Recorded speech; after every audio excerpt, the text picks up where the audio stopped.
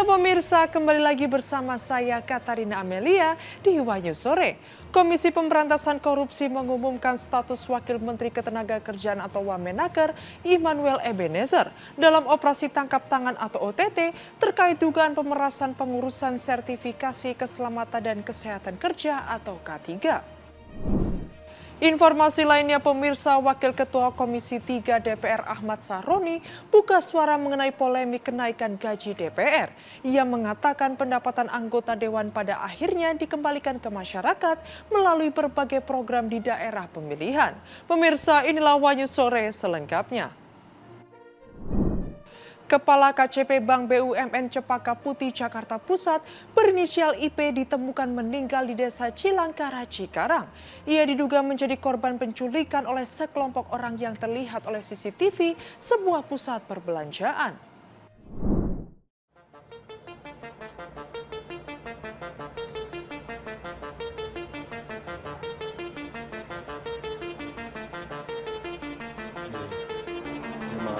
Langsung disergap. Kepala KCP Bank BUMN Cempaka Putih Jakarta Pusat berinisial IP ditemukan meninggal di Desa Cilangkara, Cikarang, Kamis 21 Agustus.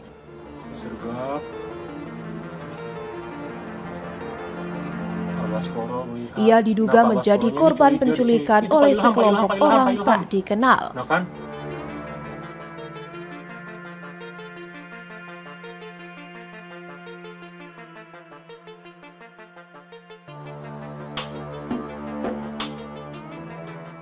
Peristiwa itu terjadi saat korban berada di Lotte Mart Pasar Rebo, Jakarta Timur, Rabu sore 20 Agustus 2025.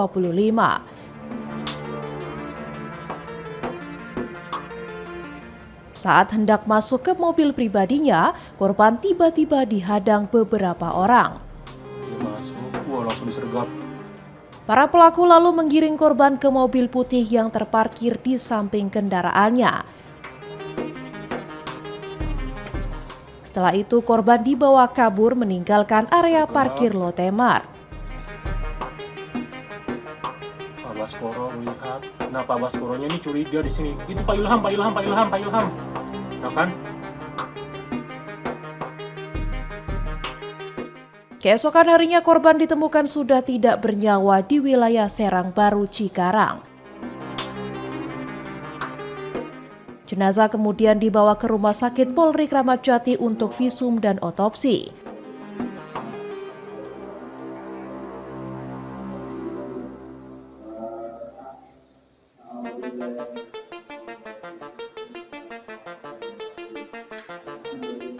Informasi menyebutkan tangan korban dilakban saat ditemukan.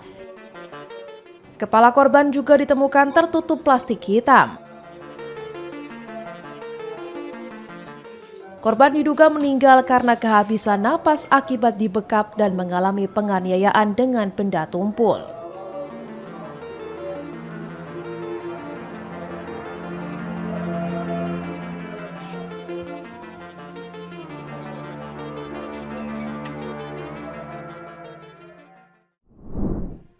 Isu kenaikan gaji anggota DPR RI tengah menjadi perhatian publik setelah beredar kabar bahwa penghasilan anggota legislatif bisa mencapai 3 juta per hari. Sementara itu berbeda dengan besaran gaji guru yang bervariasi, baik untuk guru pegawai negeri sipil atau PNS, pegawai pemerintah dengan perjanjian kerja atau P3K, dan honorer.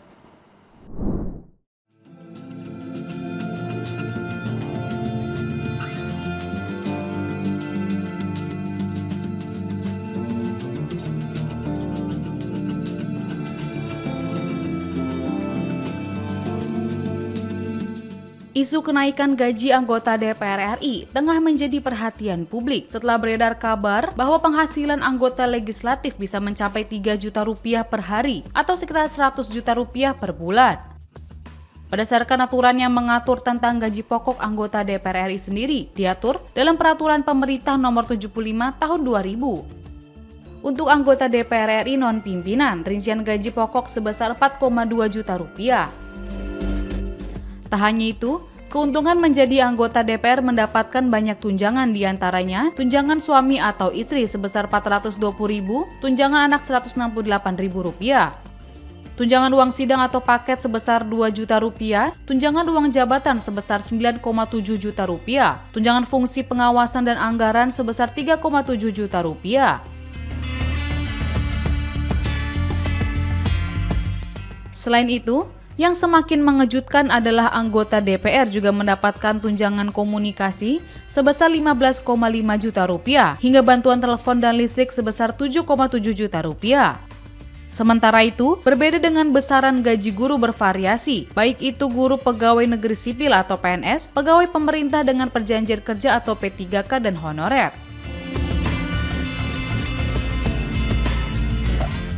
Rincian gaji guru PNS mulai dari 1,6 juta rupiah per bulan sampai 6,3 juta rupiah per bulannya. Lalu gaji guru P3K mulai dari 1,9 juta rupiah per bulan sampai 7,3 juta rupiah per bulan. Selain gaji, guru PNS dan P3K juga memperoleh tunjangan tertentu mulai dari tunjangan keluarga, profesi, dan lainnya. Berbeda nasib dengan guru PNS dan P3K, gaji guru honorer masih miris, cuma mendapat Rp200.000 hingga Rp500.000 per bulannya. Sebelumnya, ramai di media sosial, Menteri Keuangan Sri Mulyani Indrawati mengatakan guru dan dosen sebagai beban negara. Ia menyebut dari potongan video yang beredar dan menunjukkan bahwa seolah-olah ia menyatakan guru sebagai beban negara adalah hoaks. Di sisi lain, Sri Mulyani resmi menaikkan alokasi anggaran belanja negara yang dikhususkan untuk program kesejahteraan guru, dosen, dan seluruh tenaga pendidik dalam RAPBN tahun 2026 menjadi Rp274,7 triliun. Padahal, ia sebelumnya mengumumkan alokasi anggaran yang menjadi bagian dari dana pendidikan negara sebesar Rp178,7 triliun.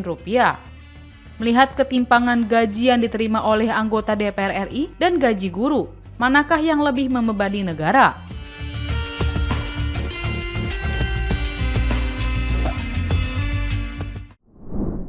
Menanggapi isu kenaikan gaji anggota DPR RI yang dikabarkan mencapai 100 juta rupiah, Wakil Ketua Komisi 3 DPR Ahmad Syahroni menegaskan bahwa pendapatan anggota Dewan pada akhirnya dikembalikan ke masyarakat melalui berbagai program di daerah pemilihan.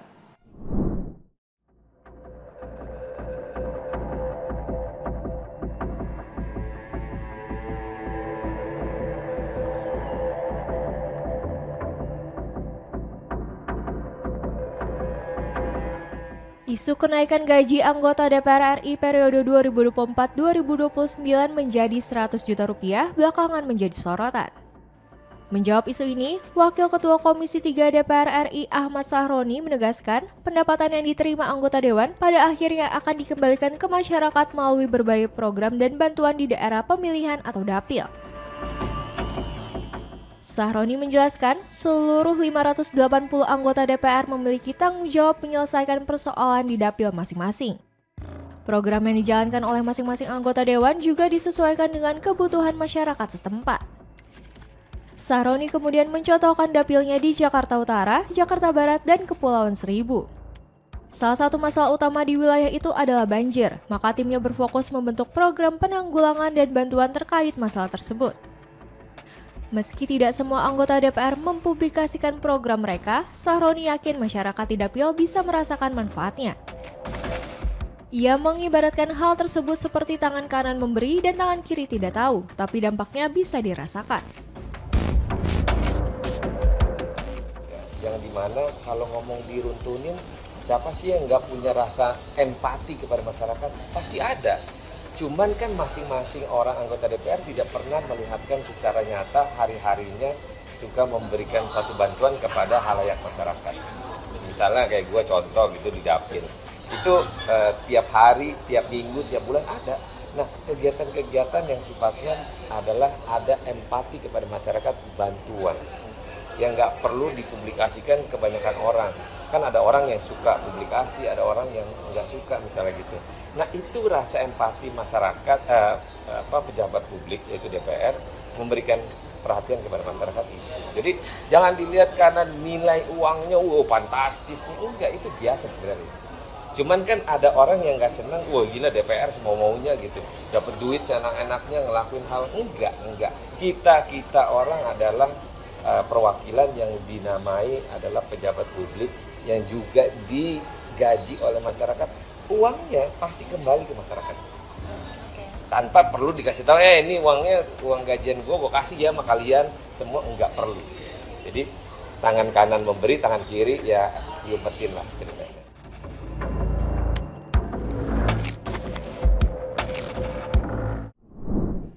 Selebgram Lisa Mariana memenuhi panggilan pemeriksaan Komisi Pemberantasan Korupsi atau KPK di Gedung Merah Putih Jakarta pada Jumat 22 Agustus. Lisa diperiksa sebagai saksi kasus dugaan korupsi pengadaan iklan di Bank BJB.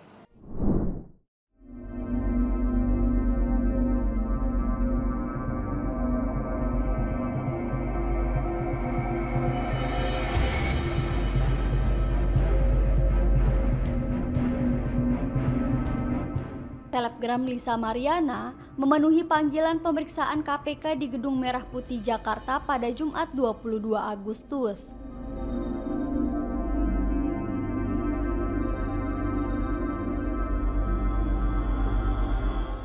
Lisa diperiksa sebagai saksi terkait kasus korupsi pengadaan iklan di Bank Pembangunan Daerah Jawa Barat dan Banten atau Bank BJB.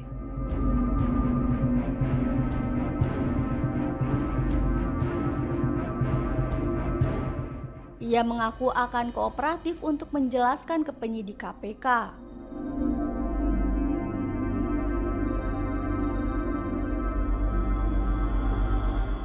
Lisa mengatakan dirinya membawa sejumlah berkas.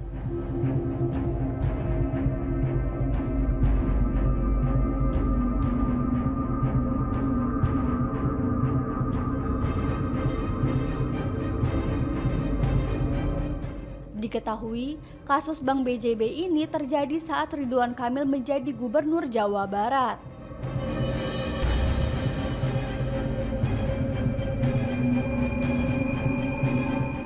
KPK juga sempat menggeledah rumah Ridwan Kamil dan mengamankan motor gede atau moge hingga 1 mobil.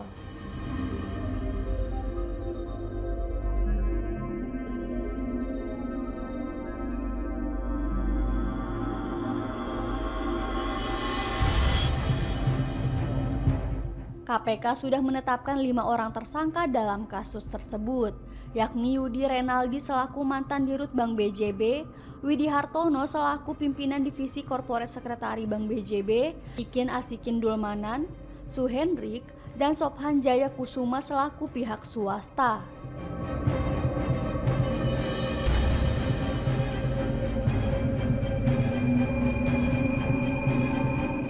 Perbuatan kelimanya diduga telah menimbulkan kerugian negara hingga 222 miliar rupiah.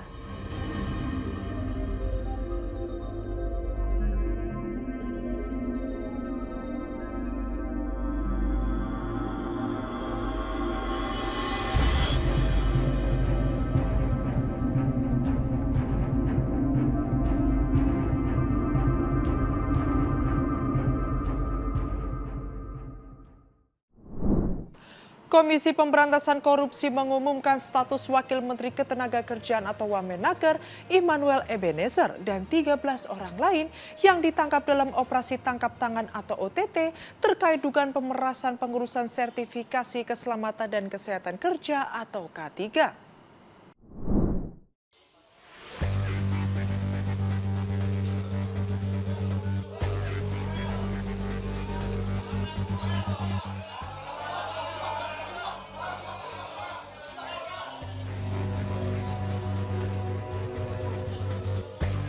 Baik, terima kasih teman-teman media. Kita akan kembali. Wakil Menteri Ketenagakerjaan Immanuel Ebenezer atau Noel resmi ditetapkan sebagai tersangka oleh Komisi Pemberantasan Korupsi. Noel tampak mengenakan rompi oranye KPK dengan tangan diborgol saat dibawa ke hadapan media. Ia ditampilkan bersama 10 tersangka lain yang terjerat kasus sertifikasi keselamatan dan kesehatan kerja atau K3. Ketua KPK Setio Budianto menjelaskan penetapan tersangka ini berawal dari operasi tangkap tangan di Kementerian Ketenagakerjaan. Dalam OTT itu terungkap perbedaan mencolok antara tarif resmi sertifikasi K3 senilai Rp275.000 dengan pungutan di lapangan hingga Rp6 juta. Modus pemerasan dilakukan dengan cara memperlambat, mempersulit, atau bahkan tidak memproses sertifikasi K3. Selain menangkap para tersangka, KPK juga menyita 22 kendaraan sebagai barang bukti. Barang bukti tersebut terdiri atas 15 mobil dan 7 sepeda motor. Noel diduga telah lama memeras sejumlah perusahaan demi melancarkan sertifikasi K3. Nilai pemerasannya disebut sangat besar dan menimbulkan kerugian bagi banyak pihak. Noel yang menjabat sebagai Wakil Menteri sejak Oktober 2024 menjadi anggota Kabinet Presiden Prabowo Subianto dan Wapres Gibran Rakabuming Raka pertama yang terjerat OTT KPK. Ini berawal dari kami menganggap bahwa, dan saya yakin semua juga masyarakat menganggap bahwa tenaga kerja itu merupakan tulang punggung perekonomian negara, sehingga kualitas dan ketangguhan sistem tata kelolanya menjadi salah satu kunci dalam upaya peningkatan ekonomi nasional.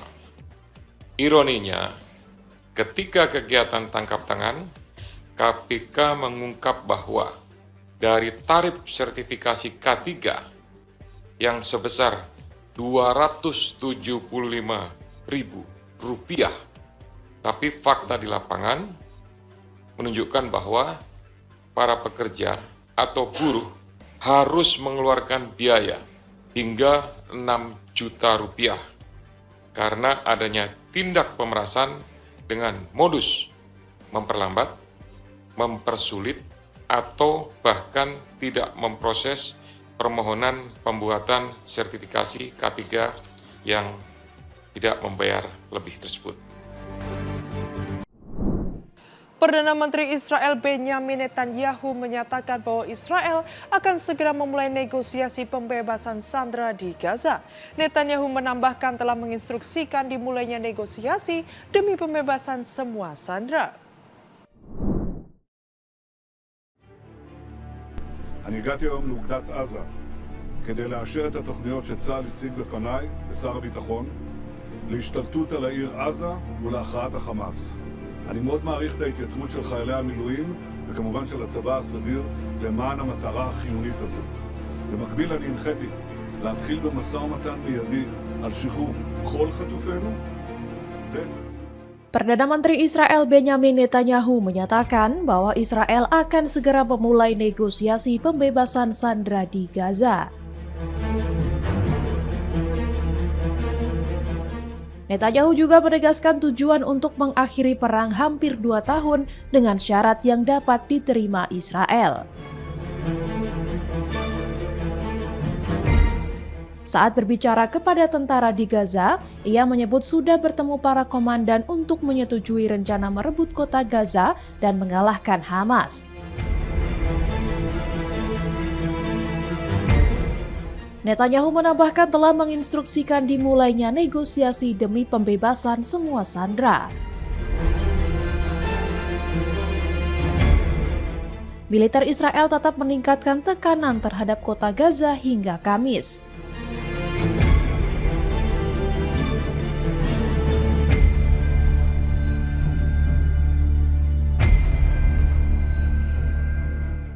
Sehari sebelumnya, pemerintah memanggil 60.000 tentara cadangan sebagai tanda rencana operasi masih berjalan meski ada kecaman internasional. Pemanggilan pasukan cadangan ini diperkirakan berlangsung berminggu-minggu sehingga memberi ruang bagi mediator menengahi proposal gencatan senjata baru. Proposal yang diterima Hamas berisi usulan gencatan senjata 60 hari serta pembebasan 10 sandera hidup dan 18 jenazah. Sebagai imbalannya, Israel diminta membebaskan sekitar 200 tahanan Palestina yang sudah lama ditahan.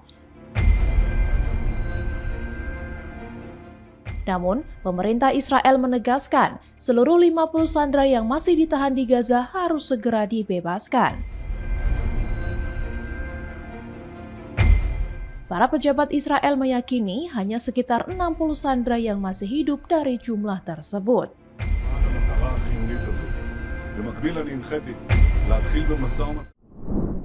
PO Bus Haryanto di Kabupaten Kudus, Jawa Tengah kini memutuskan untuk sementara tidak memutar lagu atau musik di armada bus. Hal ini dilakukan imbas adanya polemik peraturan pembayaran royalti musik.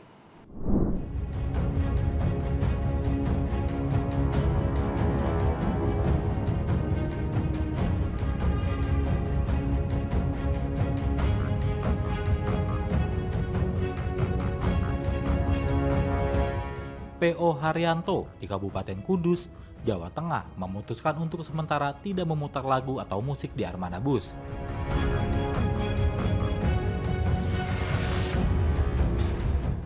Hal ini dilakukan imbas adanya polemik peraturan pembayaran royalti musik.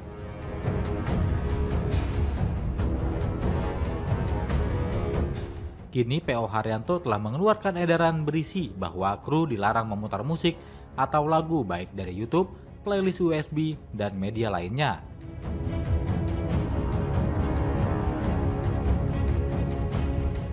Sampai ada pemberitahuan lebih lanjut dari pihak manajemen PT Haryanto Motor Indonesia.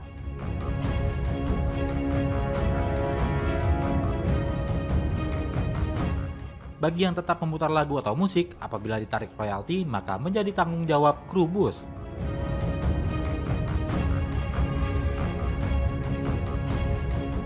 Apabila para kru tidak mentaati surat edaran tersebut dan ada tuntutan royalti dari Lembaga Manajemen Kolektif Nasional atau LMKN kepada perusahaan, maka kru tersebut yang akan bertanggung jawab membayar royalti untuk lagu atau musik tersebut.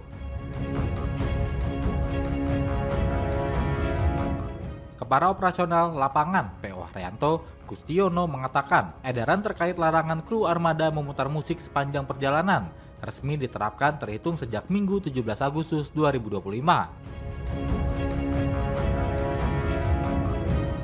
Pihaknya mengikuti aturan dari pemerintah dan juga dari pihak manajemen perusahaan terkait dengan pemutaran musik atau lagu. Meski pihaknya sangat menyayangkan hal tersebut dan pasti ada komplain dari penumpang, Gustiono mengakui aturan ini bisa lebih terasa pada bus pariwisata. Pasalnya, wisatawan cenderung butuh hiburan dalam menyegarkan pikirannya di momen liburan.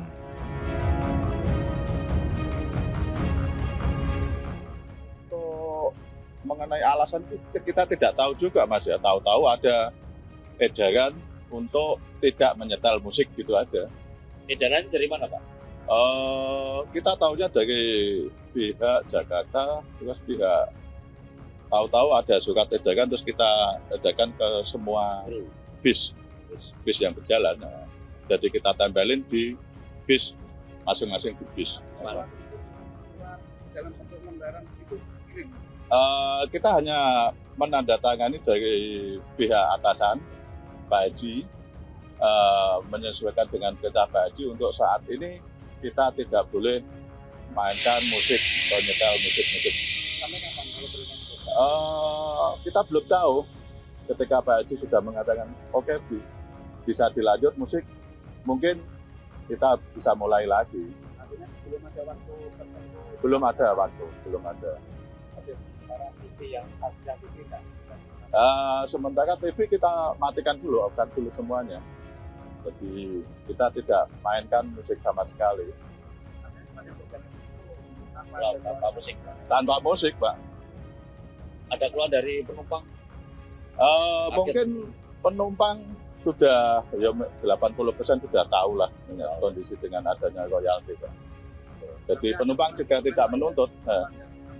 Ada komplain nggak dari penumpang gitu? Enggak, bahasa kita enak bahwa HP mainkan musik dewe-dewe.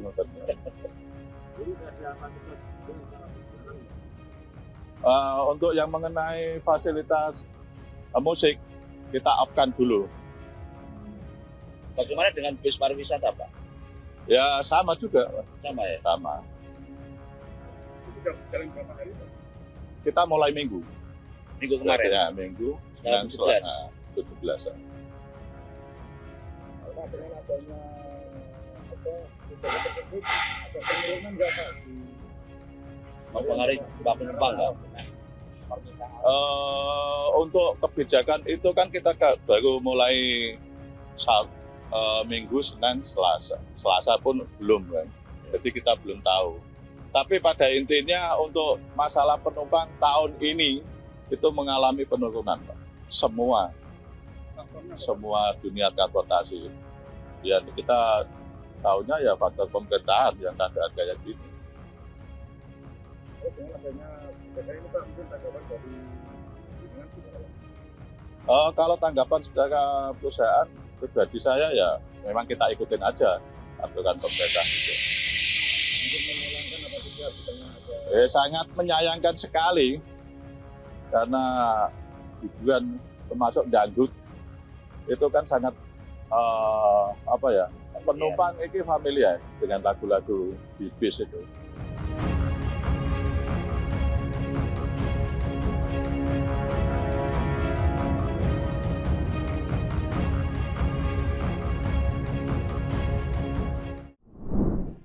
Demikian informasi yang dapat kami sampaikan pemirsa. Terima kasih telah bergabung bersama kami. Saya Katarina Amelia dan seluruh tim yang bertugas mengucapkan sampai jumpa di One News sore berikutnya. Setiap hari pukul 7 malam hanya di kanal YouTube TV One News.com.